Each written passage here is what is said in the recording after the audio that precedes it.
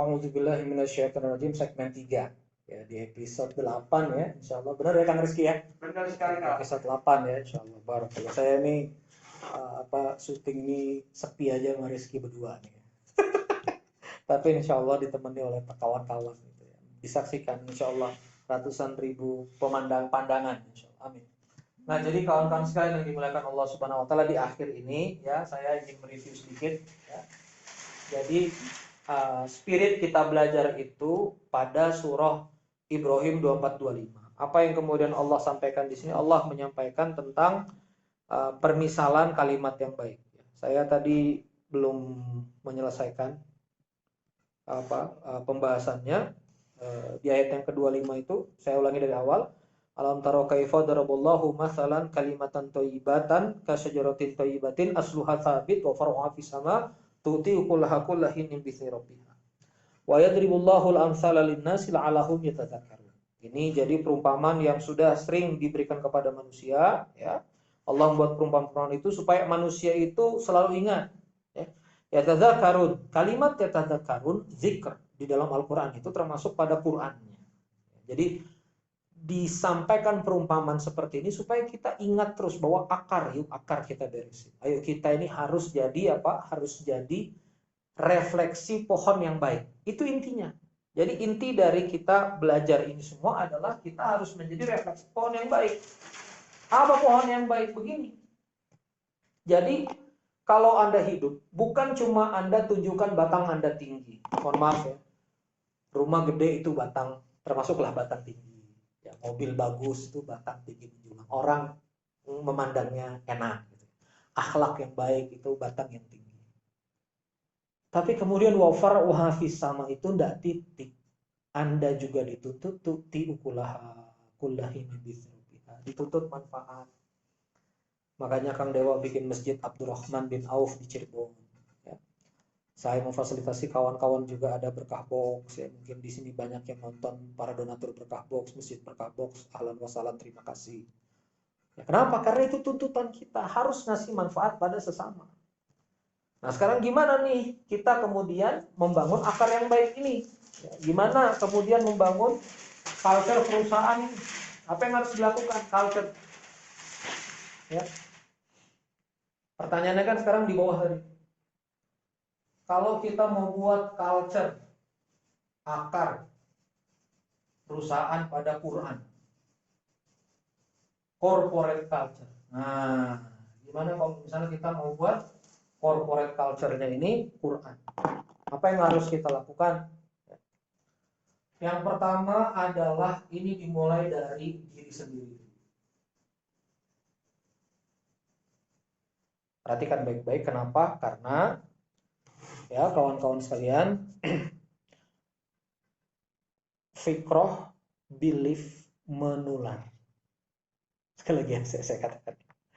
Fikroh, mindset, belief menular. Kenapa ini triliuner grupnya Kang Dewa ini bisa oke semua, para CEO-nya, pemimpinnya. Ini Billionaire Coach dipimpin oleh Mas Handika, Kang Handika. Kang Handika saya tahu banget 5 tahun yang lalu. Sekarang bertumbuh seperti apa? Bertumbuh bagus. Ada Kang Tendi pimpin KPM, ada Mas Alif Ringga pimpin Abdurrahman bin Auf, ada yang pimpin BL Kosmetik, ada yang pimpin banyak lini, ya. Masya Allah tabarakallah.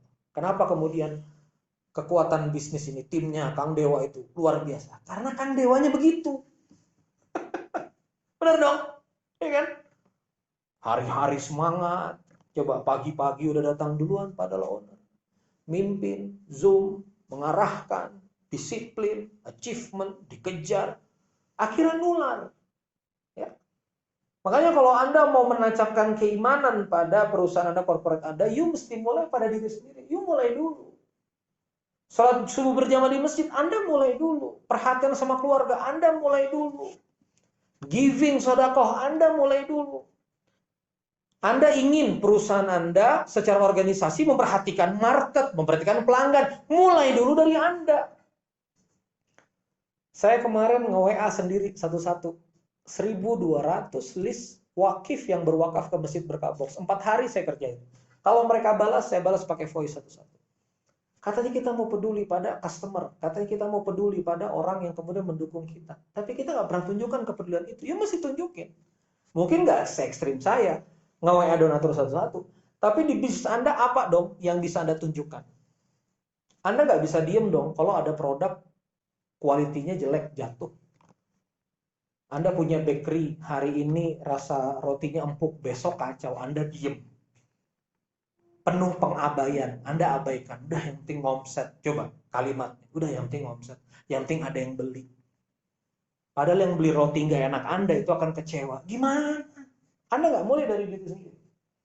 So, pertama, mulai dari diri sendiri. Tunjukkan dong. Kalau saya mau buat corporate culture, disiplin. Anda dong tunjukkan disiplin. Anda ngajak meeting jam 9, Anda datang ya 11, setengah 12. Gimana kemudian tim mau, nih bos kita serius nggak sih ngerunning bisnis? Jadi gimana orang mau believe sama trust kepada Anda kalau Anda nggak mulai dari diri sendiri? Satu. Yang kedua, setelah Anda mulai dari diri sendiri, Anda harus mulai alignment. Anda harus mulai alignment. Anda harus mulai sejajarkan. Apa maksudnya? Apa yang Anda pikirkan disejajarkan dengan tim Anda. Itu namanya alignment. Apa sih align itu? Align itu sejajar. Apa sih sejajar? Sejajar adalah dua garis yang kalau ditarik terus-menerus, garis ini tidak akan nge-cross atau bersilangan. Apa itu nggak sejajar? Begini.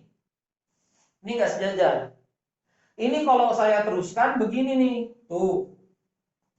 Dia akan crossing. Ini namanya nggak sejajar. Ini namanya sejajar. Jarak antara satu titik dengan titik yang lain antara garis A ke B, C ke D itu sama. Nah, ini namanya sejajar. Nah, makanya perlu dibangun pensejajaran, alignment di dalam perusahaan Anda, alignment system. Pemimpin punya tanggung jawab alignment system. Ini yang saya inginkan pada perusahaan. Maka Anda harus sering melakukan pengarahan. Sering ajak makan lingkar terdekat Anda. Kalau Anda CEO, Anda bangun lingkar pada direktur-direktur Anda. Kalau Anda manajer, Anda harus bangun ngobrol sama staff-staff Anda. Kalau Anda GM, Anda harus ngobrol sama manajer-manajer Anda. Anda harus bangun makan siang bareng. Anda harus bangun mungkin 1-2 kali makan malam bersama keluarga. Apa yang Anda pikirkan, apa yang Anda rasakan, suatu positif harus di-align ke dalam organisasi yang Anda pimpin. Itu namanya alignment. Itu akar, Pak. Ini akar nih, mulai dari diri sini. Apalagi yang kita lakukan? Edukasi. Education. Training. Pelatihan. Workshop. Whatever it is. Sorry. Maaf. Kalau ada dana, jangan semuanya itu untuk hal yang tangible. Beli bahan baku. Anda nggak pernah belanja SDM. Anda nggak pernah utus dan kirim SDM pelatihan. Tanya sama Kang Dewa, berapa timnya dikirim pelatihan sana sini. Saya ngobrol sama Kang Dewa, ada timnya dikirim belajar 50 juta, ada yang timnya dikirim belajar 11 juta, 12 juta, pelajari sana, pelajari. Itu education, Anda bangun tim Anda. Ya. Makanya saran saya kalau misalnya ada manfaat dari apa yang kemudian kita sampaikan di sini, ajak tim Anda untuk misalnya membership di QMS. Ayo belajar semua QMS yuk, biar kita satu alignment. Kasih beasiswa belajar masing-masing biar tanggung jawab. Kasih pancingan ya. Perusahaan subsidi dulu 10 episode. Selanjutnya top up sendiri biar karyawan Anda tanggung jawab. Mohon maaf ya, saya setting dan kami setting Quranic Management Serial murah kok. Syarat bayar itu untuk syarat keseriusan aja. Ya. Nah, jadi kawan-kawan sekalian, education, training. Berapa banyak Anda keluar untuk education? Karena edukasi itu menghantam ruang ini, ruang berpikir. Ya. Nah, setelah kemudian diri sendiri, alignment, education, dan Anda tinggal lakukan yang terakhir adalah penjagaan pada corporate culture. Bahasa kita istiqomah. Bahasa kita istiqomah.